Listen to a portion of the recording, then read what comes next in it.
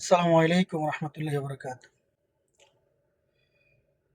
প্রিয় ছোট ভাই, বন্ধু ও আমার সম্মানী বড় ভাইয়েরা, আসসালামু আলাইকুম। কিছু কথা বলতে আসছি। আহ, আমি কোনো ব্যক্তিকে মানে অপমান করার জন্য আসি নাই, বা কথা বলতেছি না, বা বলিও নাই।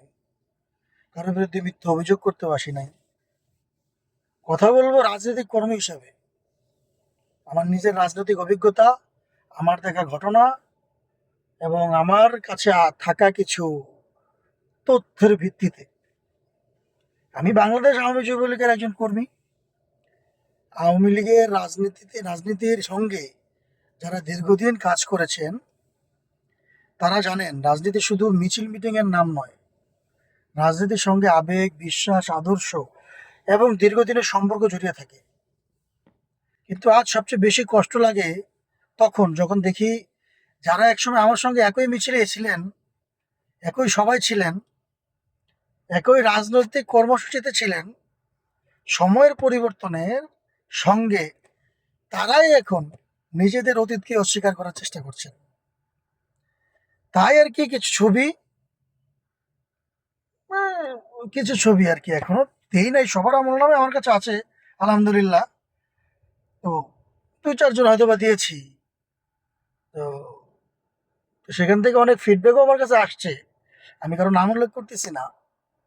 যাদের কাছে, যাদের নাম মানে যাদের বিষয়ে আমি কথাগুলো বলছি, আহ, তাদের কাছে ভিডিওটা গেলে তারা অবশ্যই বুঝতে পারবেন। যাই হোক, আহ, মানে কি বলবো, মানে আসলে বলার কিছু নাই। এই আপনারা এভাবে পোল্টি কিভাবে মারেন, নাকি সেটা একটু বলেন। মানে আমার সঙ্গে রাজনীতির কর্মসূচিতে থাইকা, মিটিং এ থাইকা, মিছিলে থেকে, মানে রাজনৈতিক পরিচয় মাঠে থাইকা, এখন আপনি হয়ে গেলেন বিএনপি, এখন হয়ে গেলেন আপনি জামাত। আহ, আপনি আবার আমাকেও বলেন এগুলো করতে, মানে কেমন না বিষয়টা। তখন কিন্তু কেউ বলেন নাই আমি আপনাদের সঙ্গে ছিলাম না। হুম? তখন আমাদের সঙ্গে থাকার জন্য আপনারা মানে পাগল হয়েছিলেন। তখন সবাই একই রাজনৈতিক পরিচয়ের সামনে ছিলেন।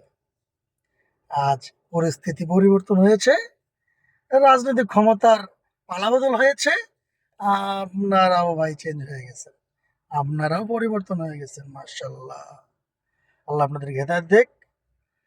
মানে আমি পরিষ্কারভাবে বলতে চাই, ভাই কেউ যদি আওয়ামী লীগের রাজনীতি করতে না চান, সেটা তার রাজনৈতিক অধিকার। কেউ অন্য কোনো রাজনৈতিক দলে যেতে চাইলে সেটাও তার অধিকার।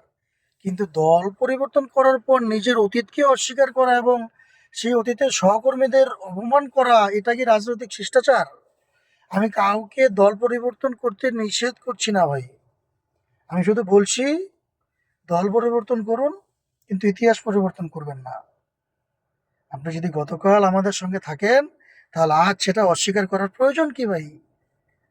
শুধু শুধু আমার কেন কষ্ট করে আপনার আমলনামা বের করে আপনাদের এই মানে সোশ্যাল মিডিয়াতে এগুলো ভাইরাল করাতে হবে বলেন? আপনারা এবার বলেন যে ক্ষতি করতে যাতে না করি আপনাদের। ভাই আপনি আমার পিছে কেন লাগেন ভাই? আপনি আপনার আপনি আপনার রাস্তায় থাকেন না, আপনি আমার রাস্তায় কেন আসতেছেন? হ্যাঁ, ঠিক আছে ভাই, ভালো থাকবেন। হয়তো অনেক বেশি কথা বলে ফেলছি, ছোট মানুষ হিসেবে ক্ষমা করে দিবেন। আর আমার জন্য দোয়া করবেন, আপনাদের জন্য দোয়া করি, আল্লাহ আপনাদের হৃদয় দেখ। ভালো থাকবেন, সুস্থ থাকবেন। সালাম আলাইকুম।